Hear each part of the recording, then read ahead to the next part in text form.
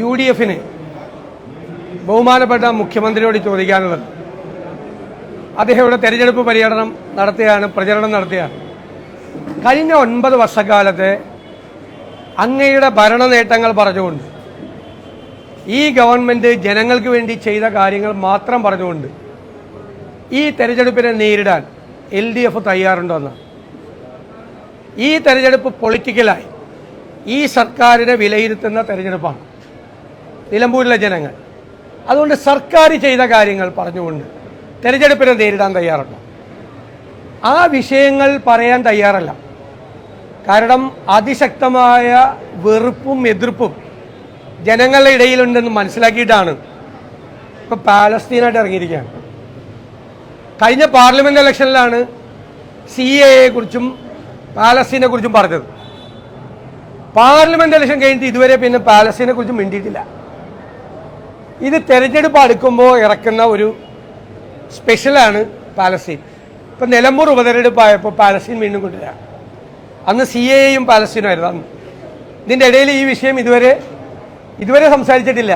ഇതുവരെ ഈ വിഷയം കോൺഗ്രസ് പതിറ്റാണ്ടുകളായി പാലസ്തീൻ വിഷയത്തിൽ പാലസ്തീൻ ജനതയോട് ഐക്യദാർഢ്യം പ്രകടിപ്പിച്ചിട്ടുള്ള പ്രസ്ഥാനമാണ്. മോഡി ഗവൺമെൻറ് വന്നതിന് ശേഷമാണ് ഇസ്രായേൽ അനുകൂല നിലപാടുകൾ എടുക്കാൻ തുടങ്ങിയത്.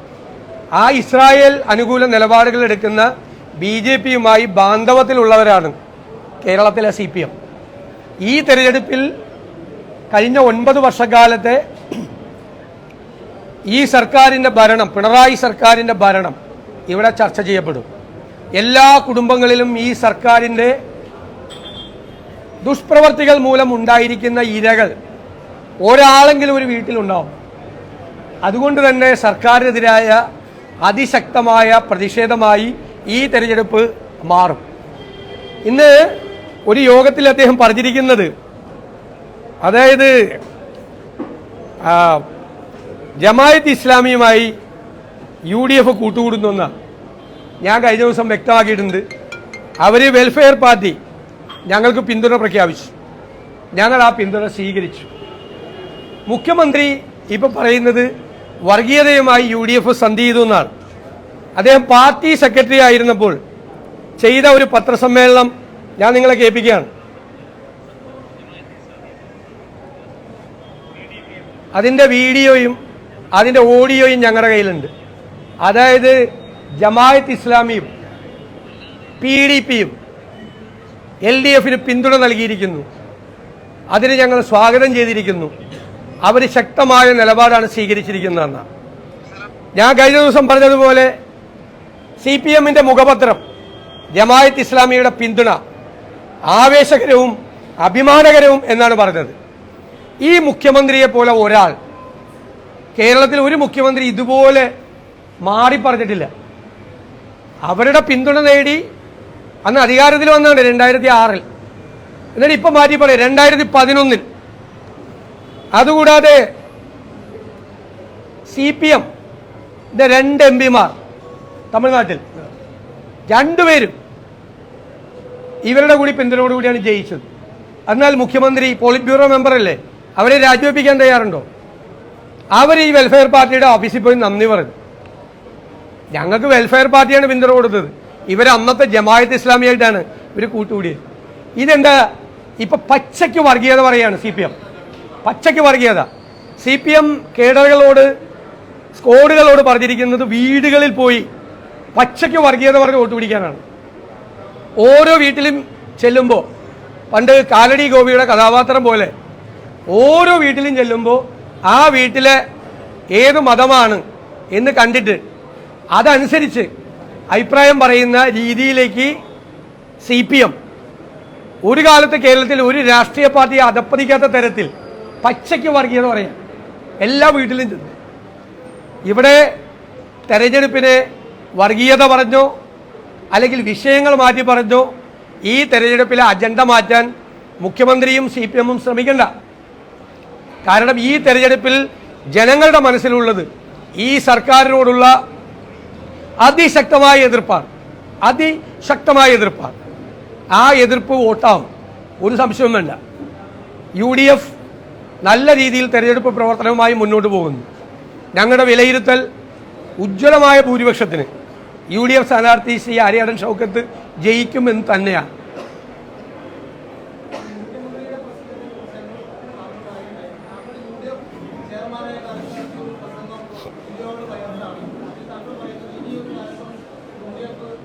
ഈ ചോദ്യം ഇന്നലെ ചോദിച്ചപ്പോൾ ഞാൻ മറുപടി പറഞ്ഞ എല്ലാ ദിവസവും അതേ ചോദ്യം ചോദിക്കണ്ട.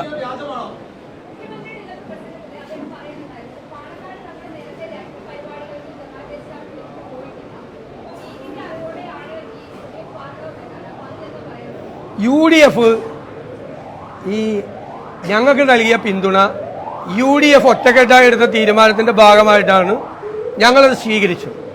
UDF ഒരു തീരുമാനമുള്ളൂ, എല്ലാവരും കൂടി ഒരുമിച്ചെടുക്കുന്ന തീരുമാനമുള്ളൂ. അതിലേക്ക് തോണ്ടാൻ മുഖ്യമന്ത്രി വരണ്ട.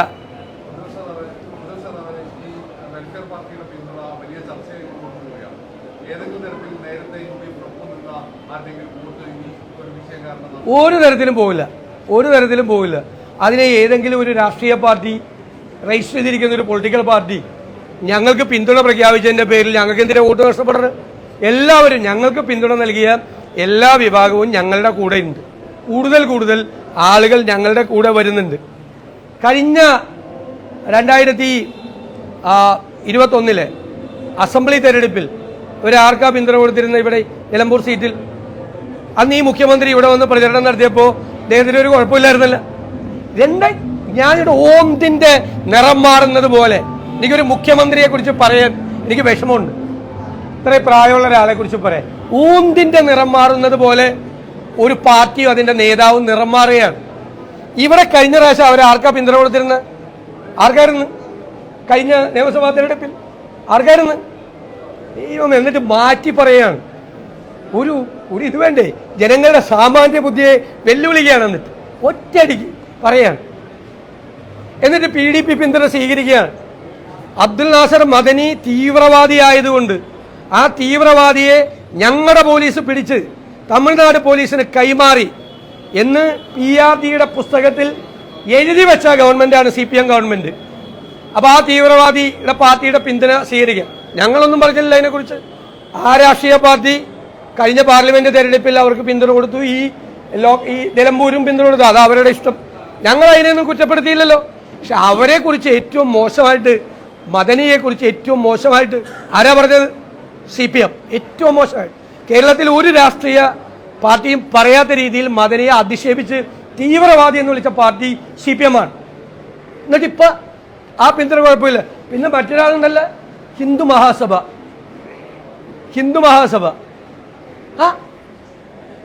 അവരെന്താ മതേതരവാദികളാണോ? CPMന്റെ കൂടെ നിൽക്കുമ്പോൾ മതേതരവാദികളാണോ? ഹിന്ദു മഹാസഭ ആണോ? CPMന്റെ കൂടെ നിന്ന മതേതരവാദി അല്ലേ? എന്നാൽ UDF ആരെങ്കിലും പിന്തുണ കൊടുത്താൽ അവരെല്ലാം വർഗീയവാദികൾ. അത് കയ്യിൽ വെച്ചാൽ മതി. ജനങ്ങൾക്ക് അറിയാം നന്നായിട്ട്. അതൊക്കെ കഴിഞ്ഞ് ഞാൻ പറഞ്ഞു കഴിഞ്ഞു മറുപടി. നീ വേറെ എന്തെങ്കിലും ചോദിക്കും.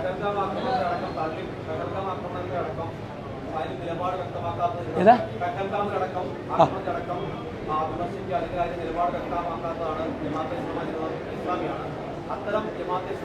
ഞങ്ങൾ അതൊക്കെ അവരോട് നിങ്ങൾ ചോദിക്കും. അവർ പത്രസമ്മേളനം നടത്തുമ്പോൾ നിങ്ങൾ അവരോട് പോയി ചോദിക്കും.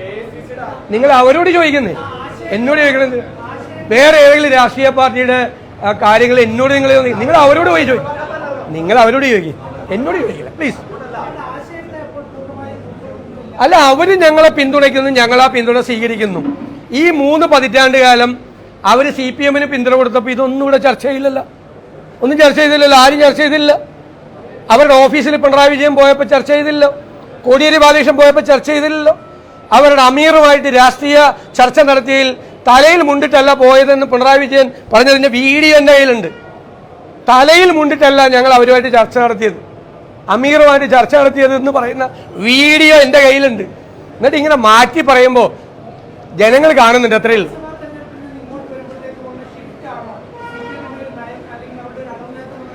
ലോക്സഭാ തെരഞ്ഞെടുപ്പ് കാലത്ത് പാലസ്തീൻ CAA 35 ദിവസം തുടർച്ചയായി ഉന്നയിച്ച് ന്യൂനപക്ഷ പ്രീണനത്തിന് വേണ്ടി ശ്രമിച്ചു. അത് കഴിഞ്ഞപ്പോൾ നല്ല തിരിച്ചടി കിട്ടി. അത് കിട്ടിയില്ല. പിന്നെ ഭൂരിപക്ഷ പ്രീണനമായി. എന്നിട്ടാണ് മുഖ്യമന്ത്രിയുടെ PR ഏജൻസി ഡൽഹിയിൽ പോയി മലപ്പുറത്തെക്കുറിച്ച് നോട്ട് കൊടുത്തത് എല്ലാ പത്രാഫീസിലും. അത് മതിയാകാതെ മുഖ്യമന്ത്രി ഹിന്ദുവിൽ ഇന്റർവ്യൂ കൊടുത്തു. മലപ്പുറത്ത് മുഴുവൻ തീവ്രവാദ പ്രവർത്തനമാണ്, വിധ്വംസക പ്രവർത്തനമാണ്, സ്വർണ്ണക്കള്ളക്കടത്താണ്, ക്രിമിനൽ ആക്ടിവിറ്റിയാണ്, ആ പണം മുഴുവൻ ദേശവിരുദ്ധ പ്രവർത്തനങ്ങൾക്ക് ഉപയോഗിക്കുന്നു. LDFന്റെ കൺവീനർ പ്രിയങ്ക ഗാന്ധി ജയിച്ചപ്പോൾ പറഞ്ഞു തീവ്രവാദികളുടെ വോട്ട് കൊണ്ടാണ് ജയിച്ചത്. അപ്പോൾ പ്രിയങ്ക ഗാന്ധിക്ക് വോട്ട് ചെയ്ത ഈ മലപ്പുറം ജില്ലയിലെയും വയനാട് ജില്ലയിലെയും കോഴിക്കോട് ജില്ലയിലെ ആളുകളൊക്കെ തീവ്രവാദികളാണ്. 95,000 വോട്ടാണ് അവർക്ക് ഇവിടെ കിട്ടിയത്, ഈ നിയോജകമണ്ഡലത്തിൽ കിട്ടിയത്.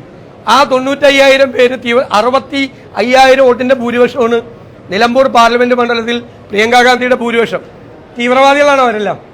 ഇവരെന്തൊക്കെയാണ് പറഞ്ഞിരിക്കുന്നത് ഈ ജില്ലയെക്കുറിച്ച്, ഈ ജില്ലയിലെ ജനങ്ങളെക്കുറിച്ച്?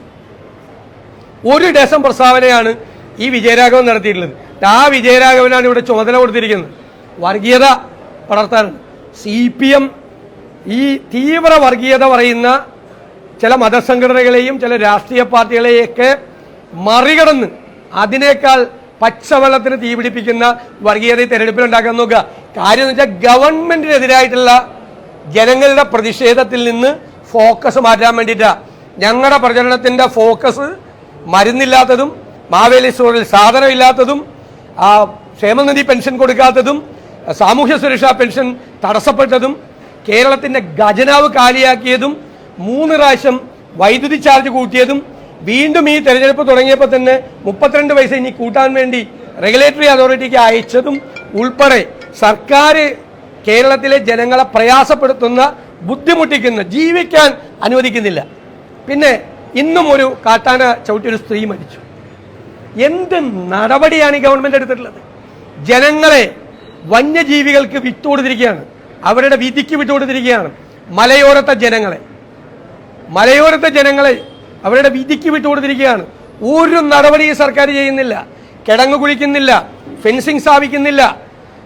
പരമ്പരാഗതമായി ചെയ്തുകൊണ്ടിരിക്കുന്ന കാര്യങ്ങൾ മുഴുവൻ 3-4 കൊല്ലക്കാലമായി വഴിയിലാണ്. മറ്റ് സംസ്ഥാനങ്ങൾ ചെയ്യുന്ന ആധുനികമായ സങ്കേതങ്ങൾ ഒന്നും ചെയ്യുന്നില്ല. മനുഷ്യർ ഭീതിയിലാണ്. ഈ നിലമ്പൂർ നിയോജകമണ്ഡലത്തിൽ പുലി ഇറങ്ങി. ഇന്നലെ അങ്ങാടിയിൽ പുലി ഇറങ്ങി. പേടിച്ച് വരണ്ടാണിരിക്കുന്നത്. കുട്ടികളെ സ്കൂളിൽ പഠിപ്പിക്കാൻ അയക്കാൻ പേടിയാ, പുല്ല് ചെത്താൻ പോകാൻ പേടിയാ. പശുവിനെ കൊണ്ടാണ് ജീവിക്കുന്നത് മലയോരത്ത് പറന്ന്. ആ പാല് കൊണ്ടേ കൊടുക്കാൻ ഭീതിയാണ്. പ്രായമുള്ളവരെ പുറത്തിറങ്ങിയ വീട്ടിലുള്ളവർ പേടിച്ചായിരിക്കണം തിരിച്ചു വരുമെന്നു. എന്നിട്ട് ഈ ഗവൺമെന്റ് എവിടെ ഗവൺമെന്റ്? ഈ ഹ്യൂമൻ ആനിമൽ കോൺഫ്ലിക്റ്റ്, വന്യജീവി ആക്രമണത്തെ തടയിടാൻ ചെറുവിരൽ അനക്കിയിട്ടില്ല. എന്താ കേന്ദ്ര ഗവൺമെന്റ് പറഞ്ഞത്? ചീഫ് വൈൽഡ് ലൈഫ് വാർഡന് അധികാരമുണ്ട്. മനുഷ്യജീവന് അപകടം വരുത്തുന്ന മൃഗങ്ങളെ വെടിവെച്ച് കൊല്ലാനും അത് ഡെലിഗേറ്റ് ചെയ്യാൻ മറ്റുള്ളവർക്ക് ആ അധികാരം കൊടുക്കാനുള്ള അധികാരം. എന്തേ കേരളത്തിൽ ഉപയോഗിക്കാത്തത്? മനുഷ്യജീവന് അപകടം വരുന്ന വന്യജീവികളെ കൊല്ലാൻ വന്യജീവി നിയമത്തിൽ വകുപ്പുണ്ടായിട്ടും കേരളത്തിൽ എന്തുകൊണ്ട് ഉപയോഗിക്കുന്നില്ല? എന്തുകൊണ്ടാണ് ഉപയോഗിക്കാത്തത്? എന്നിട്ട് ഇപ്പൊ ഈ തെരഞ്ഞെടുപ്പ് വന്നപ്പോൾ ഇറങ്ങിയേക്കാണ് കേന്ദ്രത്തിലോട് പറഞ്ഞിരുന്നത്. ഇത്ര നാൾ എവിടെയായിരുന്നു? ഈ സർക്കാർ വന്നതിന് ശേഷം 1000-ലധികം പേരാണ് കൊല ചെയ്യപ്പെട്ടത് വന്യജീവി ആക്രമണത്തിൽ. 8000-ലധികം പേര് പരിക്കേറ്റ ആശുപത്രിയിലാണ്. ഈ വർഷം ജനുവരി മുതൽ എത്ര പേരെയാണ് ആന ചവിട്ടിക്കൊന്നത്, പുലി കടിച്ചു കൊന്നത്, കടുവ കൊന്നത്? സർക്കാരില്ലായ്മയാണ്, സർക്കാരില്ലായ്മ. മലയോരത്തെ ജനങ്ങളുടെ ജീവിതത്തിൽ അവർ തെരഞ്ഞെടുത്തയച്ച സർക്കാരിന്റെ സാന്നിധ്യം ഉണ്ടോ? അവർക്കില്ല, അവർക്ക് അനുഭവിക്കുന്നില്ല. പാവപ്പെട്ട ആദിവാസികൾ അവര് അനുഭവിക്കുന്നുണ്ടോ? ഒരു സർക്കാർ ഇവിടെ ഉള്ളതായിട്ട് തോന്നുന്നുണ്ടോ? സർക്കാരില്ലായ്മയാണ് മുഖമുദ്ര.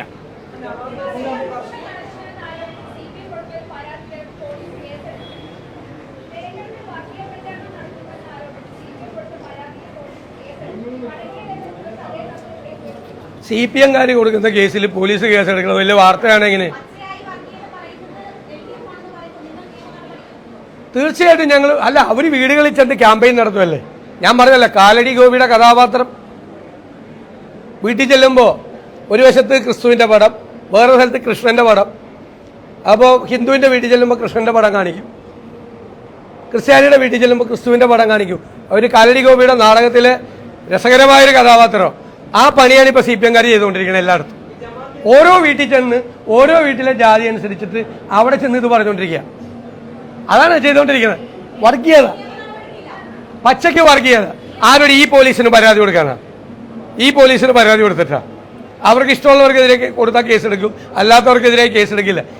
എനിക്കെതിരായിട്ട് വളരെ മോശമായ രീതിയിൽ സോഷ്യൽ മീഡിയയിൽ അധിക്ഷേപിച്ച് ഒരാൾ പറഞ്ഞിട്ട് കേസ് കൊടുത്തിട്ട് അതിന് കേസെടുക്കാൻ പറ്റില്ല എന്ന് എനിക്ക് മറുപടി തന്ന പിന്നീട് പാവപ്പെട്ട പാർട്ടിക്കാർ കേസ് കൊടുത്ത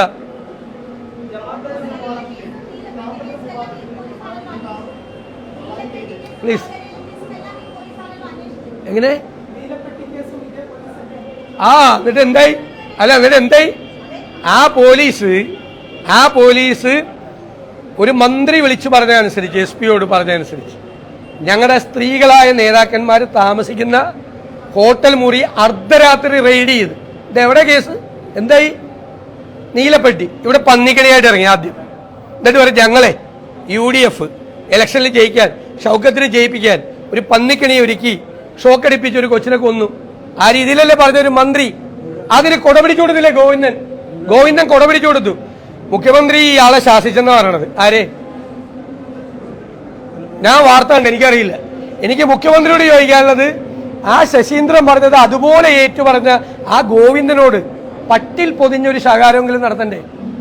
എന്താണോ ഗോവിന്ദ ഇങ്ങനെയൊക്കെ പറയണെന്ന് എന്തെങ്കിലും ചോദിക്കണ്ടേ? മുഖ്യമന്ത്രി ചോദിക്കണ്ടേ? എന്ത് വൃത്തികേടാണ് ഈ കേരളത്തിലെ CPM സെക്രട്ടറി പറഞ്ഞത്? എന്ത് വൃത്തികേട്! ആ കെണി വെച്ചാൽ രാഷ്ട്രീയ ഗൂഢാലോചനയുണ്ട് എന്ന് തെരഞ്ഞെടുപ്പിൽ എന്തും പറയാൻ മടിക്കാത്ത ആളാണ് ഇവര്. എന്തും പറയാൻ. എന്നിട്ട് ഇട്ടിട്ട് ഓടിയില്ലേ? പന്നിക്കണിയും കൊണ്ട് ഓടിയില്ലേ? നീലപ്പെട്ടിയും കൊണ്ട് ഓടിയ പോലെ പോയ വഴിയിൽ പുല്ല് പോലും മുളച്ചിട്ടില്ല.